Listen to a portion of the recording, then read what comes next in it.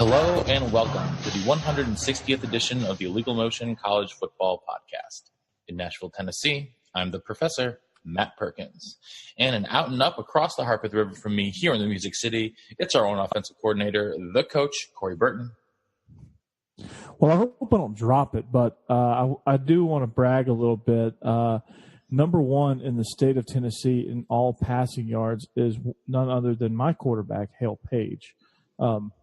He is trailed by Nick Simptonhelter at BGA, Cade Larkins at David Crockett, which is in East Tennessee, Stone Norton, which is down the road at Davidson Academy, and Daniel Kitts from Knoxville. There's a kid named Stone? Yeah, Stone Norton. That's fantastic. Yeah. There's a kid, he plays quarterback out in like Hardin County, wherever the heck that is. His name is Rivers Hunt. Ooh, that's a good one. That's a good one. Well, we can't get started with our show without the third amigo in the second city, a man who's no stranger to operetta. It's our intrepid blogger from Big Ten and Counting, Josh Cook. I think these intros are getting weirder and weirder by the... Yeah, I was...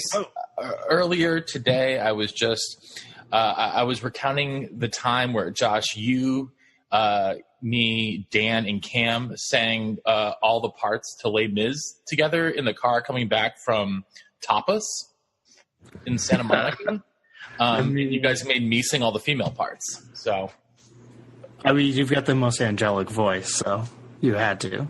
So, anyhow, a bit later on tonight, we'll get to our spread formations and the bigger games from the weekend. But first, we're going to hit some quick slants. So, Josh, you're up first. Yeah, I'm going to do a quick little ACC preview. There's one game of super importance. It's a gut check game that is not featured in a later segment because there is actually a very intriguing game up in the Carrier Dome. But the game I'm talking about is Pittsburgh hosting Georgia Tech. Panthers coming off just getting shelled by Penn State. Georgia Tech, late lead, choked down in Tampa. They're two 1-1 teams. They have some potential, but they're also greatly flawed as of now. Both really, really need a win to get back on track. The other aspect of the ACC preview, Hurricane Florence is coming. Hope everyone is safe. But we are a football show, and this is a storm that impacts football. So I just wanted to touch on the 3 ACC games that have been canceled as of now. A few others got either moved location or changed the date that are in the area, but 3 ACC games have been canceled. The one of the least importance is Virginia Tech and East Carolina. ECU gets another week to enjoy beating North Carolina. I'm not sure what their team would have learned about themselves going into Blacksburg and getting blown out. Virginia Tech gets a week to stay healthy. They look like they're on a collision course for the ACC title game against Clemson. So they get to avoid any meaningful injuries against a meaningless opponent. Game of the kind of the middle importance is North Carolina, Central Florida. North Carolina might actually be glad, especially if you're Larry Fedora, because this is a blowout waiting to happen that now he doesn't have to worry about. Central Florida, on the other hand, has to be pretty disappointed. This is their only Power 5 opponent scheduled this year. And then West Virginia and NC State, that's the most important of the 3. West Virginia feels like they're a contender in the Big 12. Getting a road trip to Raleigh, that would have been a great kind of test case to see how they'll be able to handle some of those tough road trips in conference. For NC State, this is a program that had kind of a mini breakthrough season a year ago, finishing just short of making the ACC title game. I'm sure they would have loved to have gotten to host a top 15 club as they continue to grow that program. But hope everyone's safe down in the ACC country, North Carolina, South Carolina, all that. But for the importance of our show, that's what's going on in the ACC. All right, Coach, up to you next. Well, I wanted to kind of stay on the same, I guess, breadth of topic here. Virginia is one of the games. The Virginia Cavaliers versus Ohio Bobcats was one of the games that was affected by Hurricane Florence. And instead of canceling, they called up Vanderbilt and said, hey, since you're not going to be using your stadium, do you think we could use your stadium? And so Vandy obliged. And so Ohio is taking on the Virginia Cavaliers in a, quote, home game. So a little tail of the tape on this game. On the what now is a neutral site, Ohio actually comes in red hot. They're scoring 38 points per game. They're allowing 32 points per game. So, defense needs to shore some things up for sure, because if you look up total yards let up, they're letting 645 total yards per game and only racking up 423. So, be an interesting contest. Virginia's been, they've been in a complete rebuild under Bronco Mendenhall. I almost had a brain fart there. But they've looked increasingly better each and every time they go out. They're scoring 29 points a game. Their defense is a lot more stout, giving up 16.5 points per game. They're giving up a decent amount of yards, 306, but that's pretty good when you consider where they've been and what they've been doing. So they lost a heartbreaker last week, so they're going to look to bounce back here, and I think they do. So it should be, if you're in the Nashville area and you want to go see some football, I want to say they're just going to open the gates and let whoever wants to come. But don't completely quote me on that. But I don't think it should be overly expensive if it costs anything at all. Coach, I would make the joke that this is going to be the best game in Vanderbilt Stadium all year, but based on the Doors start, I won't make that joke. Yeah, I am. We'll be talking a little bit about Vandy a little bit later once it comes time for some spread formations. But let's get into my first slant now. And it's that time of year again, guys. The Ivy League, the last of all of the FBS and FCS leagues to get play started, is starting this weekend. So, I'm always interested in the Ivy, so I just wanted to give a really quick Ivy League season preview, going from who I think will finish best to worst. We'll start with Yale. They opened the season as the reigning champs of the Ancient Eight, and they're the favorite going into the season. They've got both the best quarterback and running back in the league in Kurt Rawlings and Zane Dudek. After the Bulldogs, Princeton, Penn, Dartmouth, Harvard, and Columbia all have the potential to be the number 2 team in the league, or any of those 5 teams could finish under 500. Columbia and Dartmouth tied for second last year, but this year I'm actually going to give the nod to Princeton as the best bet to push Yale at the top of the league. They got one of the best wide receivers in all of FCS in Jesper Horsted. Last year, he led the Ivies in catches, yards, and touchdowns, and he returns as a preseason FCS All-American. Buddy Tevens is going to need to break in a new quarterback in Hanover after Jack Hennigan graduated. It's a 3-man race there to fill his shoes. My money is on Jared Garbino, who looks like Gronk out there. He is just an absolute mountain of a man. He was a Big Green Wildcat quarterback last season, and the team seemed to find a lot of success with him rumbling, bumbling, stumbling down the field. I think that he's going to get the first shot, but they got a couple other guys there as well, including Florida transfer Jake Allen. Harvard last year, they had a terrible season for them, finishing below 500 for the first time since 2000.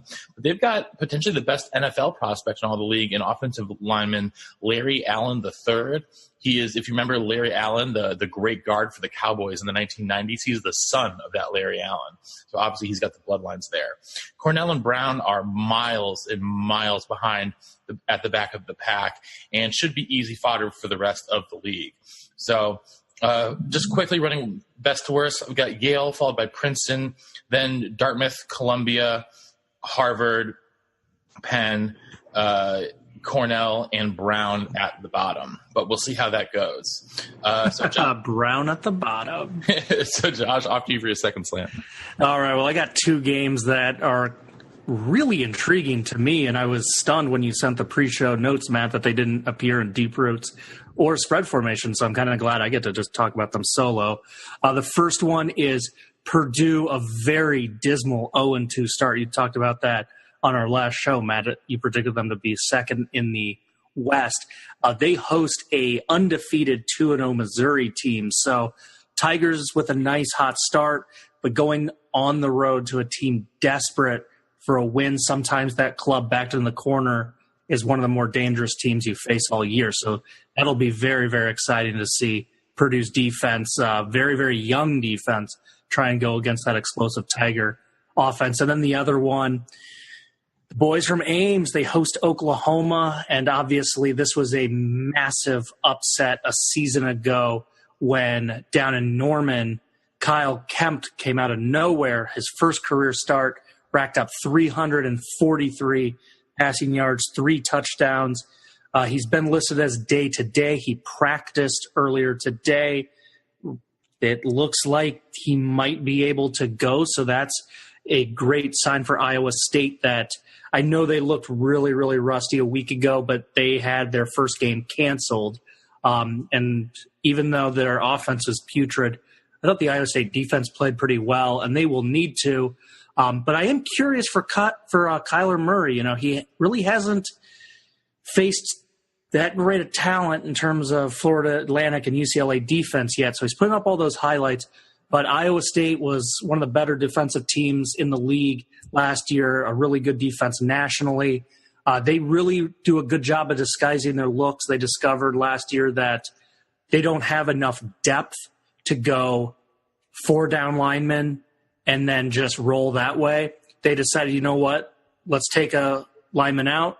Let's stand our 3 guys up, really disguise where we're coming from. I think that might be able to trip up Kyler Murray. And I know he's awesome this year, but when you look at his stats from a few years ago at Texas A&M, he was pretty erratic, a little bit interception prone. Maybe the Cyclones at home, their home opener, maybe they get magic twice. We'll see. All right. Coach, what's UGA got on tap this weekend? Well, real quickly, UGA's got the second game in their battle for state supremacy in not only Georgia but Tennessee. They take on my Blue Raiders. So 2 schools that I've received a piece of paper from telling me that I've satisfied requirements for a certain degree are playing against each other. So it'll be a good test for Brent Stockstill, but I mean, you know, honestly, just look forward to seeing what the defense can do to build, to further build themselves into what, quote, a more savage defense than they had last year. You know, you want to see the development of this Georgia offense. I look to see a lot of Justin Fields in this one to kind of get him some good solid work. You know, the backfield tandem of DeAndre Swift and Evander Holyfield is proving to be deadly, and also Brian Harrien's getting involved as well. Cole is turning into a superstar. I mean, there's just this Georgia team is loaded for bear, and they're just going to kind of showcase some things on Saturday, and that's kind of what this game is going to go to. But I just wanted to mention my dogs, because I have to keep my streak alive of mentioning Georgia in every single podcast that we do. I would be remiss if I went a single podcast without a mention of my dogs. If you don't like it, I apologize. But you know, such is life. But you know, I wanted to kind of focus on Herm Edwards in my second slant, because I think as much as we've banged on him, he's actually gotten off to an incredible start with the Sun Devils. And they have a tough contest coming in to San Diego to play the San Diego State Aztecs. The Sun Devils are actually ranked. Number 23 Arizona State Sun Devils waltz right on in to take on the Aztecs. So this was originally billed as a quarterback battle between Manny Wilkins and San Diego State quarterback Christian Chapman. Chapman, who actually set a school record by winning his 24th victory as a starter for the Aztec. He's actually going to miss 3 to 6 weeks now with a sprain in his left MCL. So that's a huge blow for San Diego State. So in steps Ryan Agnew. So what makes this game interesting? Well, San Diego State, we know their tradition in running the football. Well, the Sun Devils are not only ranked for the first time since 2014, they're actually really good, really stingy against the run. So some of the stats that I want to take a look. They lead all of FBS by holding opponents to just 32.5 rushing yards per game and an average of 1.07 yards per attempt. And so they have lost yardage on sacks and they have 11 of those are included in the rushing totals as well. So just to kind of clear that up for some people that didn't know. So Arizona State has given up a total of 298.5 per game after allowing an average of 449.5 a year ago. So significant improvement on the defensive side of the ball, and the offense is coming around as well. So this looks to be a very stingy contest for the Aztecs, and Arizona State has done a lot of tremendous things on defense, and I think it just comes really down to just really doing all the fundamental things right, and that's kind of what they focused on all spring, all of training camp, tackling better, running to the ball better, playing better technique in the secondary, pass rush, all of that stuff are the fundamentals they really just needed to refocus on. Not that they never worked on fundamentals before, but it's just something that, maybe a different way of doing it, doing the same thing is a good thing. So this will be an interesting contest to keep an eye on. It is a 9:30 Central Time kick, so it is Pac-12 After Dark. Oh, yeah. We'll get into a little more Pac-12 After Dark later. First, though, let me quickly run through two games in the MAC. We'll start in DeKalb, Illinois, where Central Michigan is taking on Northern Illinois. Both these teams off to 0-2 starts, but have only played power conference opponents so far. Northern is definitely the favorite here, but it should be a pretty sloppy game, in fact. The Chips have already coughed up the ball 6 times this season, and the Huskies have scored a grand total of 13 points. So not sure how this one is going to end up. I'm expecting Northern Illinois to look much more confident on offense after going up 2 of the best defenses in the country in Utah and Iowa in their first 2 games. Elsewhere, Eastern Michigan is taking on Buffalo in a battle of unbeatens. Eastern shocked Purdue last week, and Buffalo went into Philly and beat Temple to start out 2-0 for the first time in 35 seasons. Tyree Jackson and Anthony Johnson anchor one of the league's best passing attack for the Bulls. And Eastern last week held the Boilers to only 135 yards through the air. So expect a good battle on that side of the ball. I think, though, that the home team will come away the winner in this one. But quite frankly, at this point, the Bulls might be the best football team in the city, college or pro, after the start to the season of my dearly beloved Buffalo Bills. You have to pour one out for them.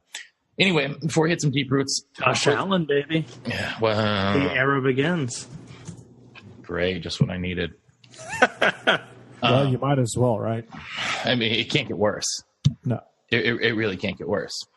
Deep roots here in a second, guys. But before that, though, take out your number 2 pencils. Time for a pop quiz. Can I write in Sharpie? No. I said number 2 pencil only. Well, I'm going to have to go to the library. I need to borrow a pen. Well, if you're not prepared, you might just have to take a 0 on the quiz. Anyway, today's quiz. Gentlemen, there are 3 senior quarterbacks right now, all of whom who have a career passer rating of better than 150. That's Jake Browning, Trace McSorley, and Brett Rippon have career passer ratings better than 150. If they all do pretty well for the end of the season, they can join an elite list of 21 players who ended their careers with a better than 160 mark in passer rating. So, gentlemen, name the 21 passers in the history of college football to have an efficiency rating of 160 or better. So I've got a point of clarification. Yes.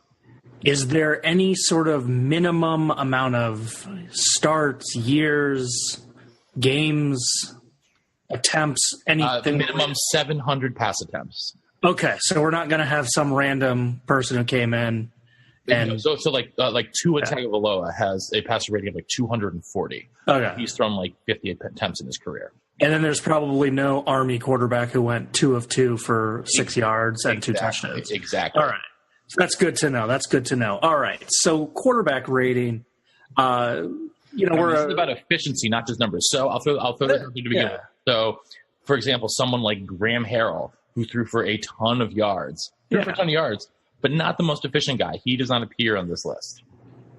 Yeah, exactly. Because the quarterback efficiency rating, all that number and stuff, for people that don't know at home, the way it's calculated is you multiply yards by a certain figure, you multiply touchdowns by, I believe, 330, multiply completions, add those together, subtract interceptions multiplied by, I want to say, 200, and then all of that is then divided by the attempts. So you take the cosine of it.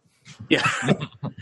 So you can be like being super accurate with one touchdown is going to end up being way higher than having like a 50% completion rate and putting up 500 yards. So with that in mind, Matt, one of the first names that came to my mind is someone who had very, very few interceptions. I think he had about 5 interceptions each season, which is absurdly low. And so I cannot believe this is the first name I'm going with, but when you said passer rating, Timothy Tebow popped into my mind. Tim Tebow, number 4 all time, 170.8. Well done. Wow. All right. Matt, he's certainly not your favorite guy. Jake Allen. But no, even worse than that. But he just recently won a Heisman. He's probably one of the best quarterbacks to ever play at OU. So that is one Baker Mayfield. Baker Mayfield, number 2 all time, 175.4. Nice. I mentioned that accuracy really, really helps because you don't want that figure to be divided by a huge high number. So a quarterback that was extremely talented, extremely gifted, extremely accurate, and then got the privilege of playing with an amazing running game, so they weren't asking him to pass it 45 times a game. That means that I'm going to go out west with Andrew Luck. I think he's on this list. Good choice. Andrew Luck, number 13, 162.8. Nice. All right, I'm going to go off the wall here. Ooh, I like that. I'm going to go a couple decades ago. He was the pride of the Pittsburgh Panthers. I'm going to go with one laces out, Dan Marino. Sorry, Dan Marino actually does not appear in the top 250 of all time. He's got a gold jacket that he didn't buy. I thought that was good. But that's pro, baby. That ain't college. I know. I like the guess, though, Coach, whenever we get these 1980s Pittsburgh football, a wealth, 1980s and 70s Pittsburgh football wealth of information. So Tebow and Luck were the first two that really popped into my mind, and Baker was kind of floating on my list. Coach already got that one. So I'm going to join Coach and go off the wall, Matt. And I'm going to go off the wall with someone that, let's just say he's got a certain skill set that might put you in a certain skills competition. I'm going to go with our favorite player, Matt, Byron Leftwich.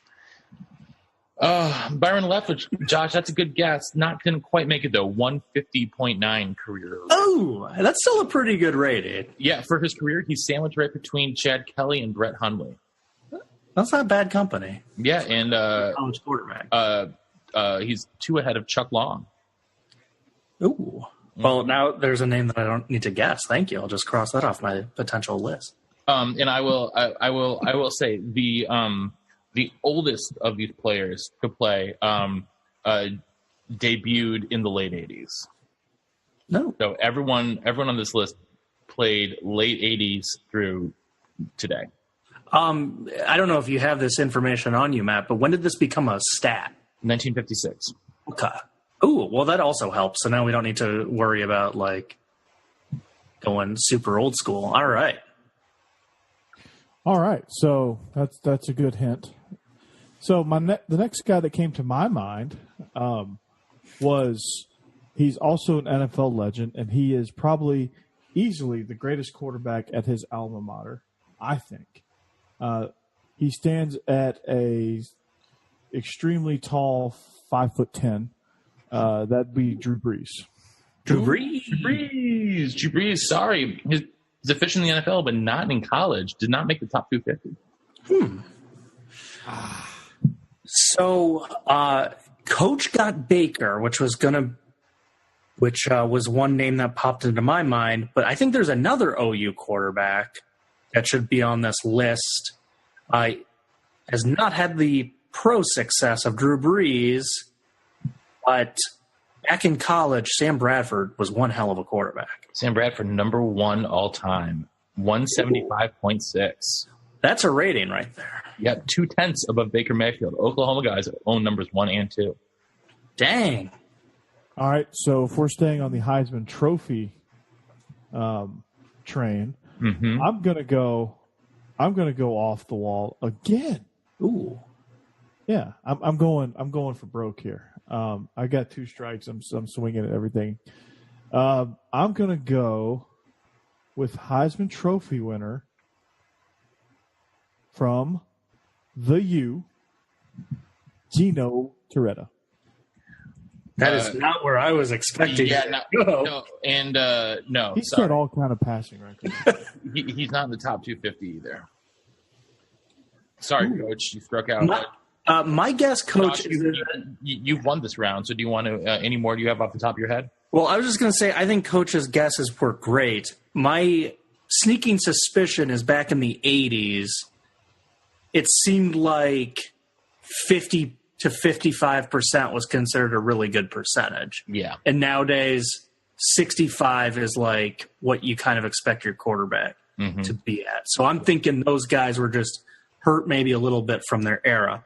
I had a couple other names that popped into my head. Hit it. I'll just do this rapid fire. One was Brad Banks. He was phenomenal for one season at Iowa. I thought maybe that would help him out. A guy that got to play with a great rushing attack down at Alabama, A.J. McCarron. A.J. McCarron's on the list. My head. What about Kellen Moore? Oh, I love that one. Kellen Moore, number 5 all time, 169. Nice. Ooh, nice. And, Coach, when you were starting to say Heisman, I thought you were going to go out west to Marcus Mariota. That's where I thought he was going to go, too. He's number 3 all time, 171.8. Oh, nice. He was on my list. All right. Where was Brad Banks, just out of curiosity? Brad Banks not in the top 250. I don't know if he had 700 career passing attempts. What about the pair of Seminoles, Seminole Heisman winners, Charlie Ward and Chris Winkie? No, neither of those guys are, but Jameis Winston is. I stayed away from because I thought they might have had too many passing attempts. Did any of old Steve Spurrier's Fun and Gun guys make the list? Danny Werfel. That's it? Yep. Danny Werfel is the only of the old Fun and Gun guys. All right, here are the guys you missed. You mean Jesse Palmer didn't make it? No. You hit on one of the on one good Boise State quarterback in Kellen Moore. You guys missed on Ryan Dinwiddie from the early 2000s. He's number 6 all time, followed by Colt Brennan. Oh. Bryce Petty. Johnny Football. Then a couple of these guys missed Logan Woodside, Ty Detmer. Coach, we forgot 1980s BYU also put up insane numbers. Yeah. 70s Pitt and 80s BYU. Mm-hmm. Always remember that for the trivia. Dan Marino and Drew Brees, I felt like those were good guesses. They were great guesses. Omar Jacobs, I don't remember him, mid-2000s from Bowling Green. Did Wisconsin play? Yes, we did. It was back in, they played it in neutral site in Columbus, or Cleveland, right? No, they played them at home, I thought. Oh. But it was Omar Jacobs' senior year. I do remember that. David Thales from San Jose State. Nice. Brandon Doty from Western Kentucky. He always comes up in these passing lists. Case Keenum. Matt Johnson from Bowling Green. I don't know if you remember him, 2012. Oh, those Dino Babert teams. Right? And the most shocking name on this list, Steve Sarkisian. Josh, do you know where Sark played? Trying to think of the campus with the most alcohol right now. So you would want to go to the exact opposite end of that spectrum. He played at BYU. That's amazing. That is amazing. Yeah. So, all right, let's hit some deep roots. Let's do it. That was a great trivia question, Matt. All right. Glad you guys liked that one. All right. So we will start down in the state of Alabama. LSU and Auburn will duke it out in Jordan-Hare on Saturday afternoon. Both these teams had impressive victories over top 10 opponents in week one. But this is going to be a big one in terms of SEC West standings. Coach, both of these teams have excellent defenses. So my question to you is, which of these two offenses is more likely to have sustained success? I mean, honestly, I think Auburn is in a better place offensively right now than LSU, even though I really love Nick Brossette for LSU. I just think Auburn is just more explosive with Jarrett Stidham and Ryan Davis and, the list of no-name backs that seem to always produce for them. I just think Malzahn is a better offensive mind at this stage in the game, and I think offensive coaching and game plan and Jarrett Stidham is going to be the difference in this game offensively. All right. Josh, what are you going to be looking out for in this one? Well, I mean, they're both 2-0, but it's not quite the equal 2-0 because Miami, we really don't know how they're going to shape out to be. But Washington, we're pretty confident is going to be rolling by the end of the year. So then I noticed something from their week 2 games. They both beat up on some FCS teams, but LSU, they did not really impress me that much. I was looking at some of their numbers, just 10 to 20 passing. They actually gave up a few passing yards, 189. To Southeast Louisiana. I'm with Coach. I think Auburn's the better offensive team, and they're the home team. It would not surprise me that much to see this one get away from the Tigers a little bit like that Mississippi State game did a year ago. I think Auburn's going to roll. But don't forget, Auburn lost to LSU last year down in Baton Rouge. Yeah, but that's in Baton Rouge. That's in Death Valley. I mean, yeah, goes into there. If this were a neutral site or in Baton Rouge, I would be more inclined to take LSU. But I think that Auburn at home with the better quarterback and the better offense has got to be the favorite in this one. Moving on. Big game in Stillwater this weekend. The Pokes host Brett Rippon and Boise State. Coach, what does the Mullet need to do in order to slow down the Broncos, who put up 118 points in 2 games? I don't know. Just outscore them, hold the ball longer. I think it's going to be like a 6-hour game, just because they're going to set all kind of scoring records here. I think it's going to be the first one to 64 is going to win this game. To be honest with you, just don't get hurt. I guess don't turn the ball over.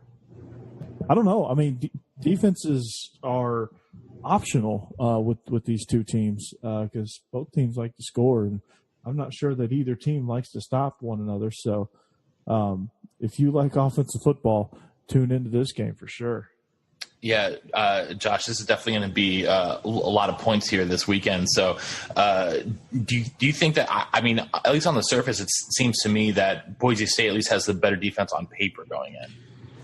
Yeah, and I mean, Oklahoma State's their defensive numbers right now, you can kind of throw out the window. They've played Missouri State and South Alabama. So this is a team that we just really don't know what they'll be like defensively. But I think the difference maker really, and this is going to be me stealing a line from Coach, is just it's Boise doing what they've been doing.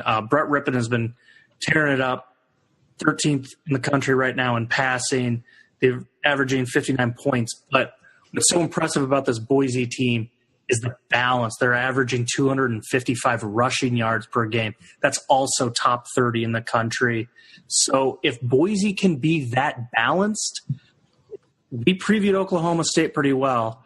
They lost so much on both sides of the ball.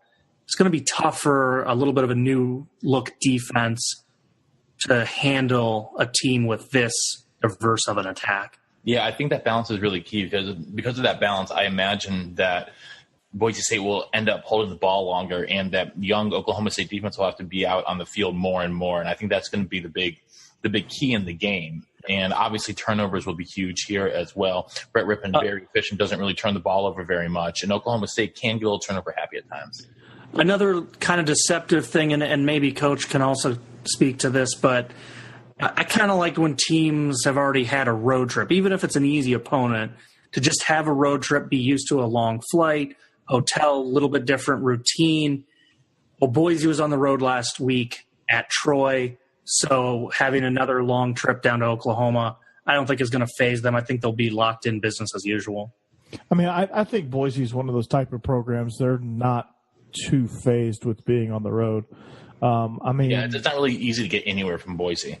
No, so they're used to it regardless, and a lot of these upperclassmen are used to it, no doubt. But I mean, you know, the thing about Oklahoma State Stadium, Boone Pickens Stadium, is that the fans are right there on top of you, and it's loud. It's you know, it doesn't look all that intimidating, but once you like, if you ever get down inside that stadium, it's you feel trapped, and that noise gets down there and swirls around. So they will definitely have to work on their silent communication this week for sure. But I mean, as far as like logistics of traveling, I don't think that'll be an issue.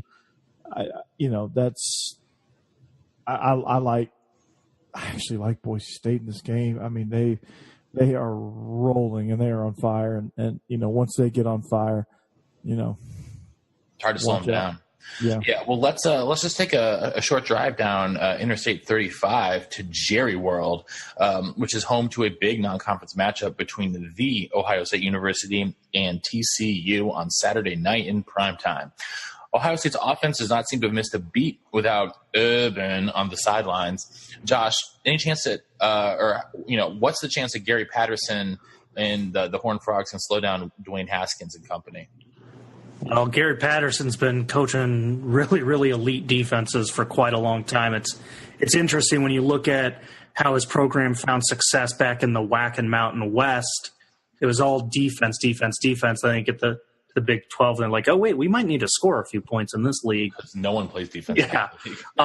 So he knows defensive football. To me, this one's kind of interesting. Ohio State's probably the more talented team. I think even TCU fans would probably concede that point. But TCU might be the better prepared team because Dwayne Haskins really hasn't faced any pressure. Oregon State, Rutgers, two of the worst Power 5 teams in the country. TCU, on the other hand, last week they're playing their little brother. SMU always wants to beat them. They had to deal with crazy weather. The rain was terrible. There was a delay. It was a very strange game. And despite kind of an uneven start, TCU got it rolling and eventually blew out the Ponies. So TCU's already kind of faced a little bit of adversity. If the Horned Frogs can kind of weather the initial amped upness for the Buckeyes playing down in that pro stadium, they can kind of survive those first few drives, kind of turn the game into a muck fest, kind of a grinder. We don't know how Ohio State's going to respond to that adversity. That's probably the Horned Frogs' best chances to make this kind of an ugly game. Yeah, Coach, this is basically a de facto home game for TCU. Do you think the crowd's going to be a factor in this one, or do you think there'll be enough Ohio State fans there that balances it out? I think it'll balance out, honestly, because Ohio State travels really well. There's a lot of Buckeye fans everywhere. It's like one of those – they're like the Cubs. They're like the Red Sox, you know. There's people that you're just like, you really – you like the Buckeyes? Really? Like what connection do you have to the Buckeyes?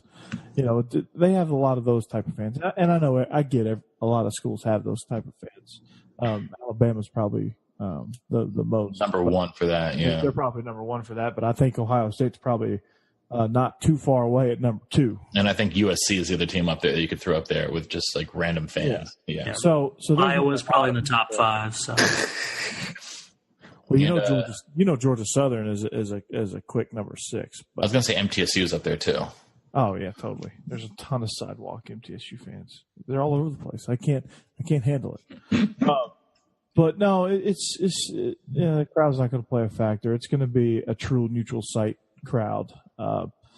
There's Ohio State travels well, but yeah, I mean, for TCU, they just got to turn it into an ugly game. They've got to turn it into a slugfest, and they've really just got to come and punch Ohio State in the mouth, because I don't know that Ohio State's played played really well, but I wouldn't say they were overly challenged. I wouldn't say Oregon State was much of a test. This will be by far the best and most physical team they've played up until now, and so we'll see just what Ohio State is actually made of and what they can do without Urban Meyer standing there.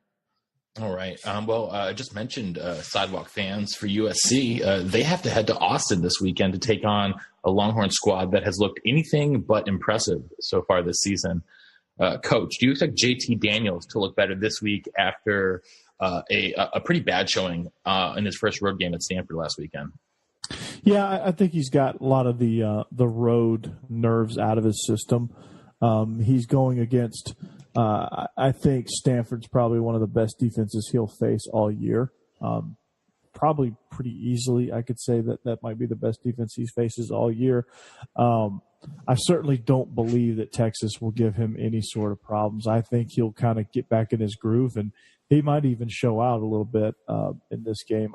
I'm not bought into what Texas is doing overall, but I think JT Brown is going to show the nation just that fact. All right. Josh, I know you have been very underwhelmed by Tom Herman's time as a head coach, both less so at Houston, but definitely at Texas. Yeah. Would this be a marquee win for them, or is this USC team still not like a true like real top school to hang their hat on? Other than being ranked, I'm not sure you could call it a marquee win if Texas were to pull it out. But I want to turn around and pose a question to you guys. If you were to have the ball for 9 more minutes, win the turnover margin, have 125 more yards of offense, hold your opponent to 3 of 14 on third down, and have 7 more first downs than the team, by how much do you think you'd win that game? 3 scores at least. Coach? I agree with Matt. I would expect to be worst case scenario 3 scores. Yeah, well, that's what Texas did to Tulsa a week ago, and they found a way to win that game 28-21. Yeah, that's concerning. So I'm not sure what Texas does well at this point, to be quite honest with you. USC, they just need to find a way to run the ball better. I think that was part of the problem up in the farm is their talented running back duo of Ware and Carr.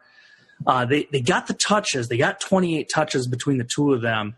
They just didn't produce a whole lot of yards. I think if those running lanes can open up a little bit better, which should happen against a Texas team that I don't think is going to be as strong defensively through the midpoint of that D line, or the defensive 7.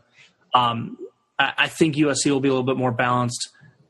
To answer the question you posed to Coach Matt, I think JT Daniels plays better. I think just this whole offensive system looks better against a team like Texas. Like I said, I'm struggling to find what the Longhorns do well. USC, I know, has the talent. They just kind of got to put it together.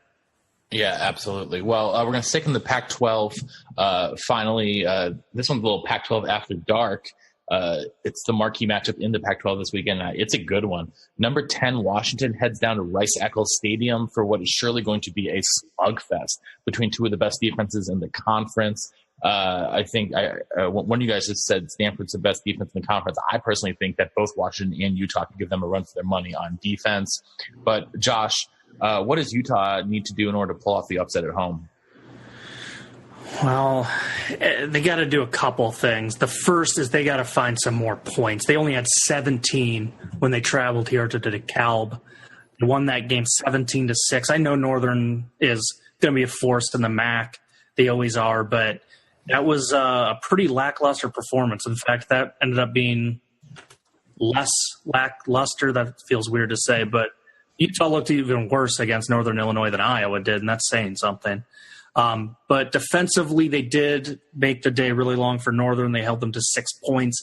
They got to match that defensive intensity, if not improve on it, because we know Washington has quite the threat. I would say for Utah, they need to find a way to replicate what Auburn did. Auburn did a really, really nice job of bending but not breaking. They made Washington's day a living nightmare in the red zone. I think Whittingham and that staff need to say, hey, you know what? Let's cut our losses. Let's let them have some yards between the 20s. But let's buckle down, use the small field to our advantage, maybe force some turnovers. We saw Browning fumble the ball in the red zone against Auburn. I think that's Utah's best chance is to capitalize on what Auburn did down inside the 20. Coach? Yeah, I mean, I agree wholeheartedly with Josh. I think it's, for Utah, they've got to find more points. I mean, simple as that. They've just got to get in a rhythm. They've got to just do what they do and play well on special teams and contain Myles Gaskin and Jake Browning. I think Myles Gaskin is easily the top running back, and I don't know. No, he's not the top running back in this league. I lied. I was trying to give him some credit. You saw what I was doing, but he's a game breaker for sure. And if they prevent him from gaining now, if he rushes for 130 yards, they need to make him earn every single one of those yards. Yeah, they got to make sure that's on like 35 carries. Yeah, I mean they've got to make sure that it is. If Washington's going to score, which they are, they need to score on 15, 16-play drives for Utah to have a chance. Because if Utah can slow the game down, that plays into their defense.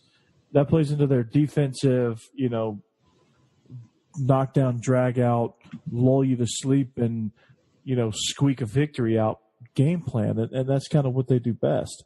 And they're not as high flying as other teams in the league, so they have to slow down the tempo to a grind, and it will allow them to maybe try to get in the rhythm if they can get the ball in their hands. If they can make time of possession and field position in their favor, that gives them the advantage. But if Washington comes out and has chunk play here, chunk play there, Myles Gaskin rips off 12 yards on this carry, and then they throw a deep ball into the end zone, 4-play drive, Washington's going to get all the momentum, and this could be a runaway for them. So they've just got to eliminate the big play defensively. They've got to take their chances and take advantage of their trips into the red zone because Washington is very stingy themselves. They're top 10 for a reason. Tyler Huntley, Zach Moss have got to have big games this week, and they've got to really kind of show out and break out and say, hey, we're here. So that's what they've got to do. Yeah, two things I'd be worried about if I was Washington. First, Trey Adams, their All-American left tackle, does not look like he's going to play again this weekend. That could be a problem, especially considering the fact that there is going to be some serious crowd noise. Rice Eccles gets super loud. It's going to be even louder than usual. It's a night game out there in Salt Lake, and I think that could pose real big problems for the offensive line, especially communication-wise.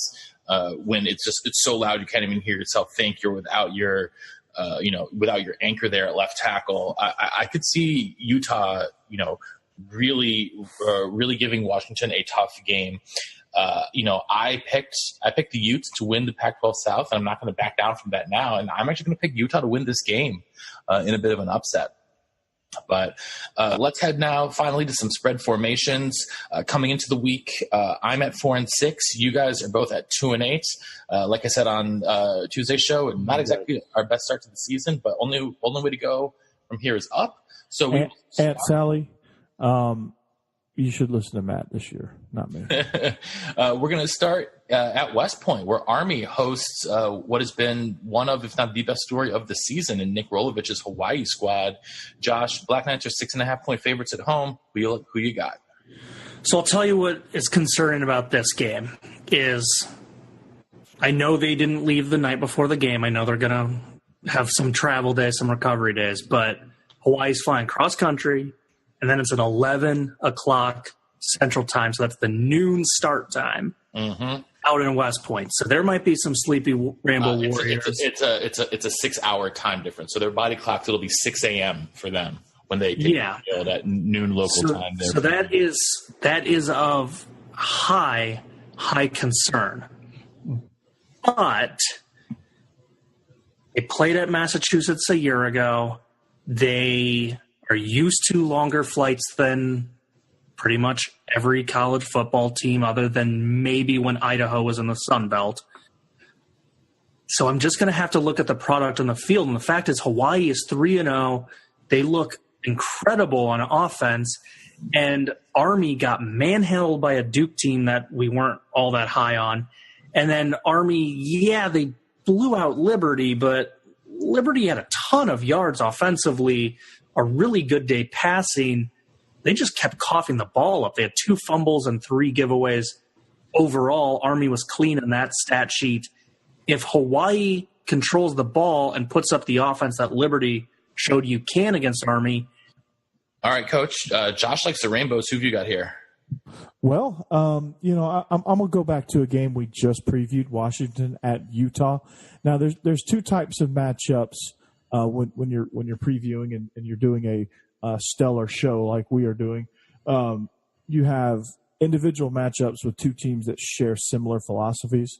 So you look at quarterback matchups, you look at receiver DB matchups, you look at battle of the trenches type deal.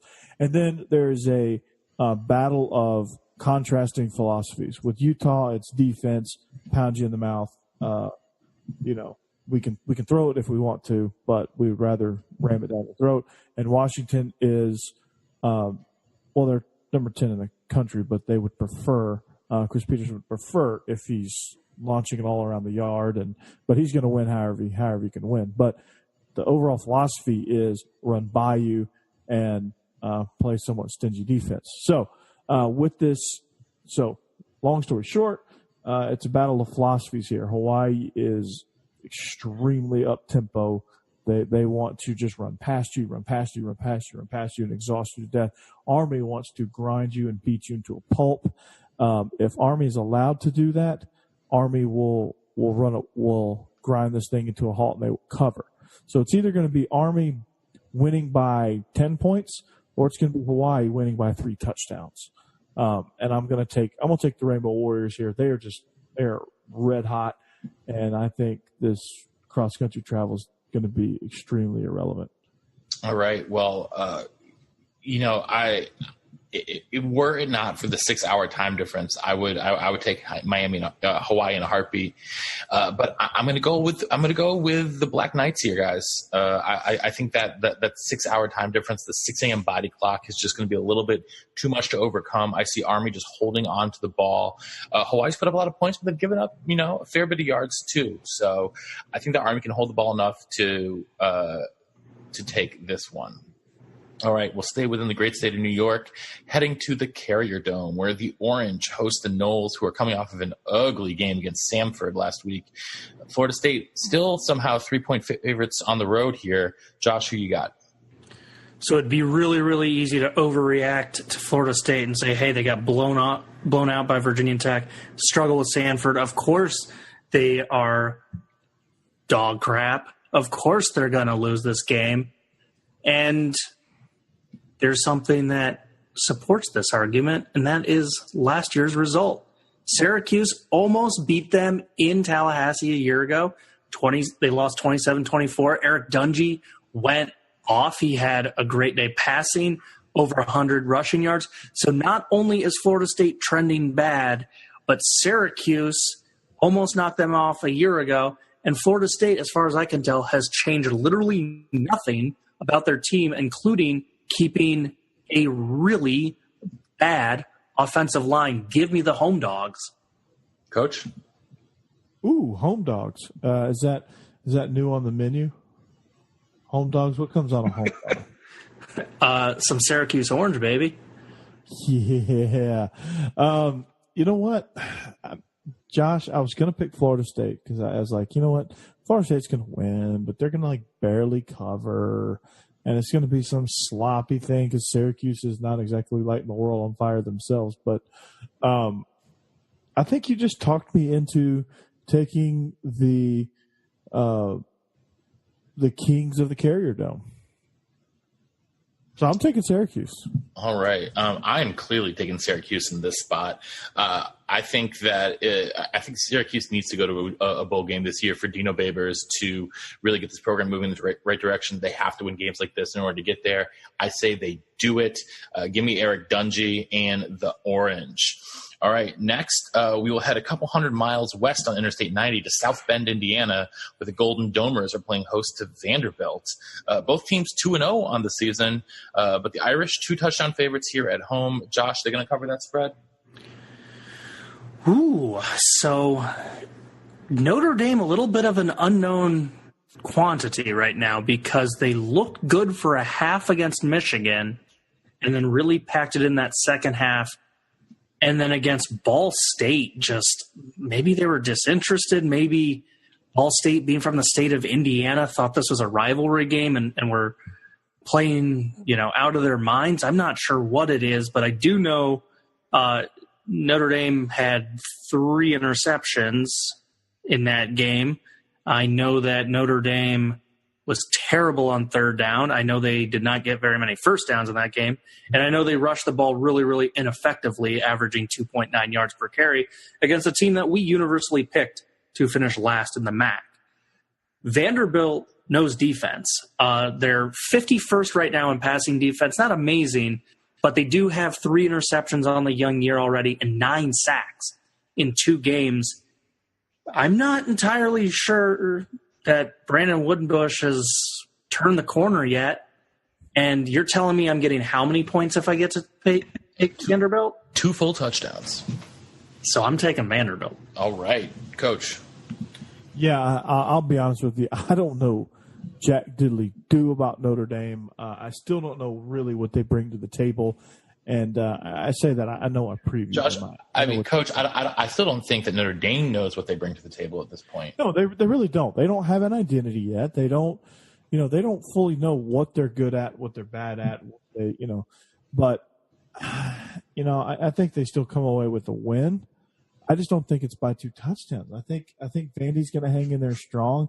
I really like Kyle Shermer. I really like Keyshawn Vaughn. I really like kind of what they've got defensively, and I think that Derek Mason did a good thing by relinquishing the defense to somebody he trusts, and I think they're better for it. And I think they'll go up there and compete, and I'm not going to say they're going to win, but they're going to give themselves every opportunity to win against a Notre Dame team that's still trying to find themselves. And the only thing we truly know about Notre Dame is that their head coach is going to turn the same color as my Georgia pullover. Yeah, give me all 14 of those points, baby. I don't think Vandy necessarily is going to win, but I definitely think that they can cover this one. All right. I'm getting really upset that I'm taking all these random teams. I'm taking Syracuse. I'm taking Vanderbilt. I'm trying to get back into the standings, and y'all are taking my picks. You're so convincing. Matt, just ask me first, and I'll give you. Well, from Indiana, let's move west to Champaign, Illinois, and the Fighting Illini under Lovie Smith has started out the season 2-0, but have their toughest test of the young season when South Florida comes to town. Bulls 10-point favorites on the road here. Josh, can Lovie and the boys take down Charlie Strong in South Florida? No, Bulls on parade. There you go, Josh. I did not steal your answer. Oh, right. Coach has got South Florida. Well, I'm going to then be stealing Coach's answer in this one. Why are you stealing my answer? Well, I'm stealing for a couple reasons. The first is Blake Barnett. This is a kid who all he's ever wanted to do was be a pro quarterback. Just did not work out at Alabama, didn't work out at Arizona State. I know people, claimed he was a sore loser, blah, blah, blah, but seems like he's had a pretty good head on his shoulders throughout all of it. He's doing really well at South Florida now. Illinois just oh my God, you want to hear some crazy stats. So A.J. Bush, their starting quarterback, was 5 of 7 against Western Illinois. He got banged up. Missed part of the game. MJ Rivers, the second, played well. Looks like they're going back to Bush. On the year, he has yet to throw an interception. That's awesome. He's also yet to throw a touchdown. Not as awesome. And the problem also is, sure, some Illinois fans out there, some of our listeners are thinking, well, why don't they just pull the kid and go with their backup?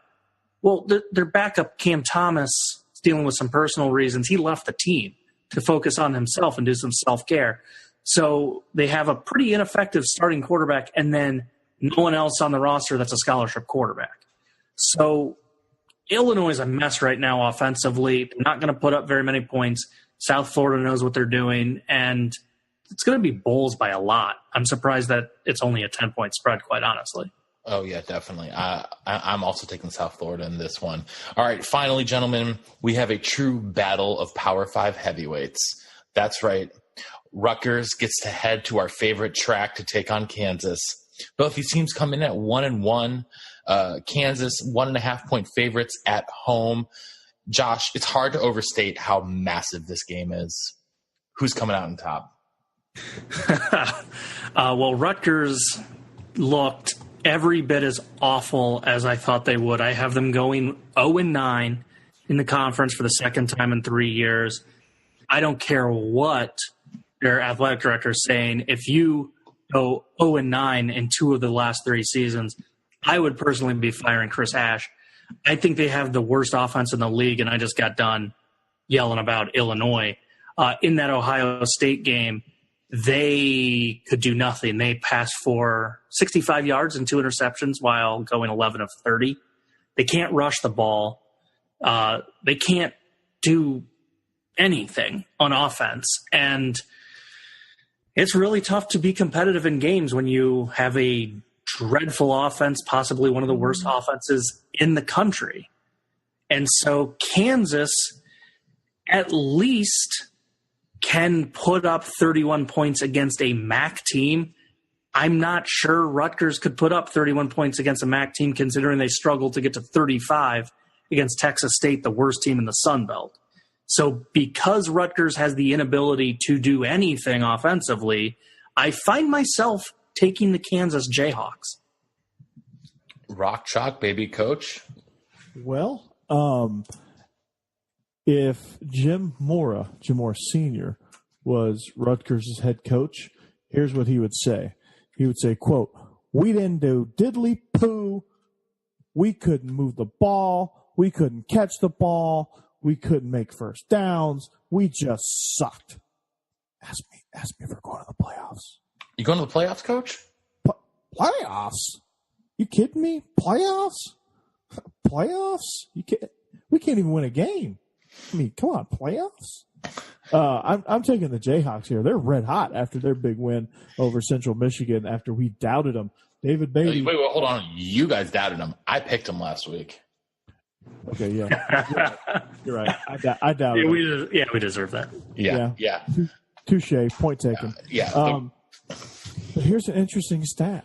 David Beatty has more wins than Urban Meyer at this point. Let that soak in. Wow, I think that is a great place to end that segment. Any final words on the night, Josh? Well, unfortunately, we just ran out of time to talk about a certain team that has a pig mascot. We buried the lead. Arkansas is. We suck. Arkansas is. They're figuring out a few things defensively. Their pass defense right now, they're hanging tough. They're only giving up 309 yards per game. They're right there in the thick of things at 114th in the country in passing defense, but they get the perfect opponent this week to turn things around on that side of the ball, you guys. They are only taking on North Texas, the number 1 passing team in the country, averaging 457 yards per game, as Mason Fine basically slices and dices every team he's faced. This could not be more of a favorable matchup for those lovable losers from Fayetteville. Coach, any final words from you? Well, I'd be remiss if I didn't mention a former colleague of mine and a friend was actually inducted into the Georgia Southern Athletics Hall of Fame. Mark Williams, he was a 3-time All-American guard for Paul Johnson in the late 90s, won a national championship. He blocked for some guy named Adrian Peterson. the other Adrian Peterson, not that one, but the other one that went to Georgia Southern and that led Division I AA at the time. And he set all kind of records. And he might still lead all of FCS in rushing yards. All right. Well, that is going to do it for us here on the Illegal Motion College Football Podcast. So on behalf of our own offensive coordinator, the coach, Corey Burton, in Nashville, Tennessee, and our intrepid blogger from Big Ten Accounting, Josh Cook, up there in the Windy City, this is the professor in the Music City saying so long and see you next time on the Illegal Motion College Football Podcast. Beware of the track. Thanks for listening to the Illegal Motion College Football Podcast. To get in touch with the show, email us at illegalmotionpodcast@gmail.com or follow us on Twitter at illegal_motion.